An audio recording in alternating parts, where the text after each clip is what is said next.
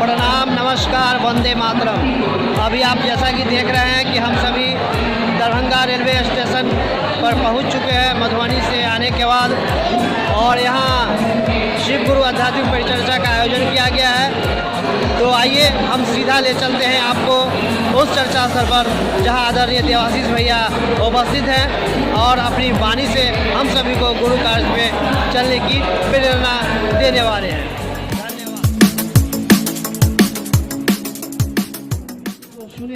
तो हम आमंत्रित करना चाहेंगे भैया देवाशीष जी को, कृपया मंचासीन हो और हम सभी के बीच साहब श्री का संदेश कि शिव हमारे गुरु हैं, आप भी शिव को गुरु मानिए। आओ चले शिव की ओर, इन्हीं सब बातों पर प्रकाश डालेंगे भैया देवाशीष भैया जी। और आप सभी से निवेदन होगा, जो जहाँ है वहाँ बैठ जाइए। हम मानते हैं कि आपके बैठने में थोड़ी असुविधा हो रही है, लेकिन असुविधा क्यों हो रही है? अपने गुरु के काम के प्रति ना, तो थोड़ी सी असुविधा हम सह लेंगे, लेकिन अपने गुरु के काम करने की जो गति हम लोगों को मिलनी चाहिए, वो गति आज हम लोगों को यहाँ से मिल रही है और मिलती रहेगी। इसलिए थोड़ा सा दुख दर्द सहते हुए भी अपने गुरु की बातें सुनने का प्रयास करें। तो मंच पे आदरणीय देवाशीष भैया जी उपस्थित हो चले हैं। हम सभी इनसे अपने गुरु की बातें सुने। कुछ जिज्ञासाएं भी है जो हम बताएंगे, बोलेंगे। अब आदरणीय भैया जी। सबसे पहले मैं अपने गुरु शिव को प्रणाम निवेदित करता हूँ। प्रणाम निवेदित है अपने गुरुवत्त वरेण्य गुरु भ्राता साहब श्री हरिंद्रानंद जी एवं दीदी नीलमानंद जी। वह शिव को ईश्वर है। ईश्वर में जो गुण नहीं होगा वो कहीं नहीं मिलेगा। अगर वो गुरु नहीं होंगे, अभी प्रधान जी बोल रहे थे, उसमें पिता होने का गुण नहीं होगा तो कोई पिता नहीं हो सकता। उसके अंदर मातृत्व गुण नहीं होंगे तो कोई माँ नहीं हो सकती। और चूंकि सृष्टि के मूल में वो सृष्टिकर्ता शिव है, इसलिए दोनों गुण उसमें विद्यमान है। और शिव का अर्धनारीश्वर तस्वीर जो आप देखते हैं, इसी बात का प्रतीक है। और वो शिव अगर गुरु नहीं होंगे तो धरती पर कोई गुरु नहीं हो सकता। लेकिन दुर्भाग्य से उनका गुरुपद ग्रंथों में ही सिमट के रह गया। उनके गुरुपद से जनमानस का जुड़ाव नहीं हो सका। और यह काम साहब श्री हरिंद्रानंद जी ने, लेकिन अब उम्र का और थोड़ा स्वास्थ्य, क्योंकि एक बीमार यहाँ, एक बीमार हम भी हीरा जी दवा लेकर के दोनों के लिए आए। तो अब नहीं चल पाते हैं, लेकिन मन नहीं रुकता।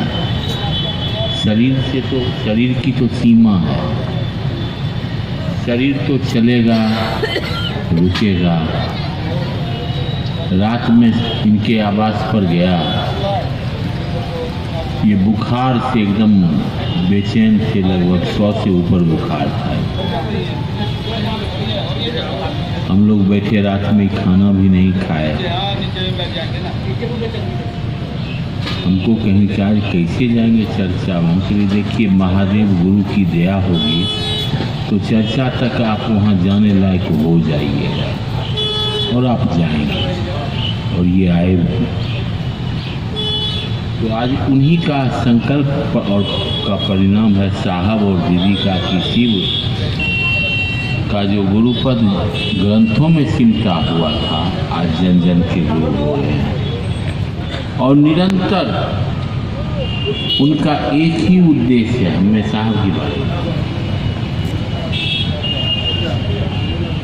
कि लोग शिव से जुड़े। यहाँ भी मंच पर देखिए, उन्हीं का स्लोगन है कि आओ चलें शिव की ओर। ईश्वर के रूप में शिव को पाना, जो गुरु का आदेश है उसको करते रहिए।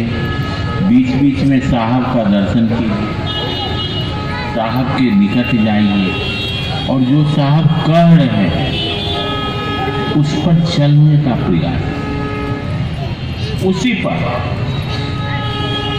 हम क्या कह रहे हैं, प्रधान जी क्या कह रहे हैं, अगर साहब की ही बात कह रहे हैं हम, बात है नहीं, अगर उससे अलग थलग होके कुछ कर रहे हैं तो जितना पार लगे कीजिए, नहीं पार लगे साहब जो कह रहे हैं उसको तो करना होगा। और जान लीजिए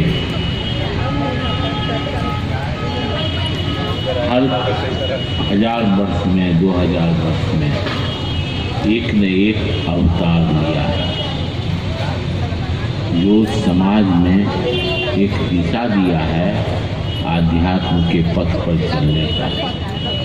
हरिंद्रानंद जी भी एक अवतारी पुरुष है। उन्होंने जो बात बताया इसको हम लोग हल्के फुल्के में ना चले। मैं आपको न प्रवचन देने आया हूँ, न शिव गुरु हैं 3 सूत्र कीजिए, वो सब आप जानते हैं हमसे बेहतर।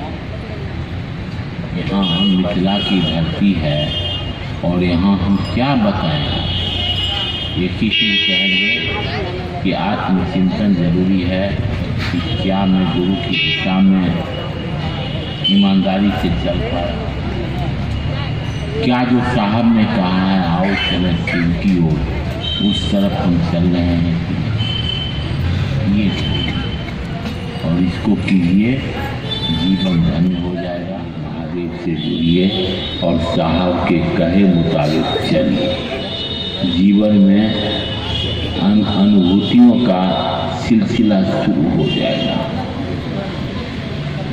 बस आप सभी के चरणों में है।